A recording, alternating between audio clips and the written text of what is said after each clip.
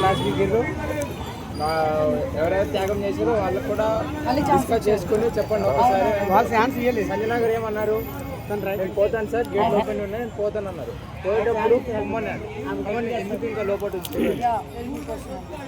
బేసిక్గా అక్కడ ఏం జరిగిందంటే లైక్ మేడం వాళ్ళు ఛాన్స్ ఇవ్వలేదు మేడం, ఆమె తీసుకోలేదు, స్టాండ్ తీసుకోలేదు. నేను నాకు వద్దని చెప్పింది, మీరు చెప్తారు కదా. సో తను అడిగిన క్వశ్చన్ ఆన్సర్ చేస్తాను ఫస్ట్ చెప్పండి. సో ఇప్పుడు ఏంటంటే సంజనా గారు ఏం చేస్తారంటే లైక్ ఆమె ఏంటంటే ఉండడానికి ఆమెకు ఇంట్రెస్ట్ ఉంది హౌస్లో, కానీ ఈ 4 మెంబర్స్ హెల్ప్ తీసుకుని ఉండాలనుకోవట్లేదు. అంటే నేను ఒకరి దయా దాక్షిణ్యాల మీద ఎందుకు బతకాలి అనే ఫీలింగ్ అవుతుంది.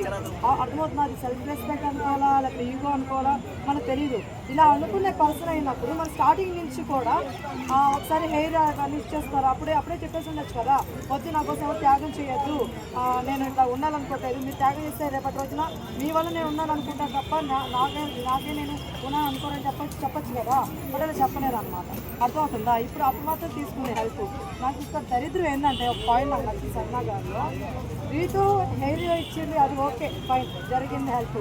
నాకు అదొక హెల్ప్ చేసి ఇంకా మాట్లాడుతూనే ఉంటుంది ప్రతిసారి దాని గురించి. అంటే వాళ్ళ డాడీ చనిపోయాడు, షర్టు దాన్ని ఇచ్చేసి నాకు సర్లు ఇచ్చినందుకు మాత్రం దానికి హైలైట్ ఏంటని మాట్లాడుతుంది.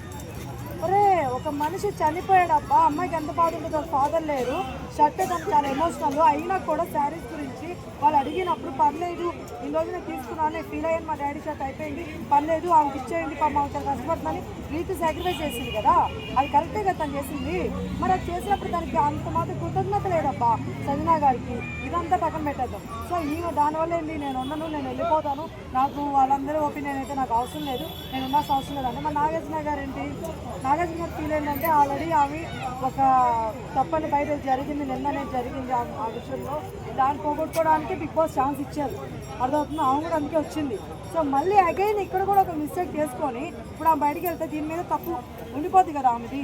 సో అలాంటి మిస్టేక్ మళ్ళీ ఎందుకు చేసుకున్నారు నాగార్జున గారి ఫీల్. అంటే ఇంకొక విషయం ఏంటంటే ఆమె ఆల్రెడీ ఒక 5 years బ్యాక్ హిందీ బిగ్ బాస్కి వెళ్ళింది, అక్కడ కూడా సేమ్ నెగిటివిటీ ఇదే, అక్కడ కూడా సేమ్ ఇప్పుడు ఇలా రీతిగా ఎలా అయిందో అక్కడ కూడా అలాగే అంది. అక్కడ రెడ్ కార్డ్ ఒకటి బయటకు వచ్చింది, 45 daysకే బయటకు వచ్చింది.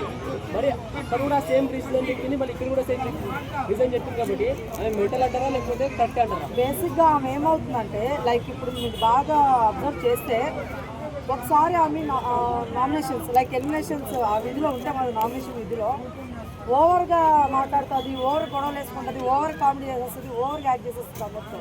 ఎందుకంటే బాబాయ్ నేను ఇప్పుడు ఇలాగా చేయకపోతే జనాల్లోకి వెళ్ళను, ఏదో చేయాలని చెప్పేసి. సో ఆమె ఇంటెన్షన్గా చేస్తుంది తప్ప ఎక్కడ కూడా ప్యూర్గా అనిపించలేదు. కాదు మేడం, ఇప్పుడు ఆమె హౌస్లో ఇలా కంటిన్యూ అవుతుంది కదా, ఆమెలో కామెడీ యాంగిల్ లేదు, గేమ్ యాంగిల్ లేదు, కానీ ఏ విధంగా ఆమె ఇన్ని రోజులు స్టే చేస్తుంది అట్లా హౌస్లో? ఇప్పుడు ఆమె ఎందుకండి, తనుజ గారు ఉన్నారు, ఇప్పుడు మీరు అడిగారు గుడ్ క్వశ్చన్, తనుజ గారు ఉన్నారు, ఆమె మీకు ఏమైనా కనిపించింది కామెడీ యాంగిల్?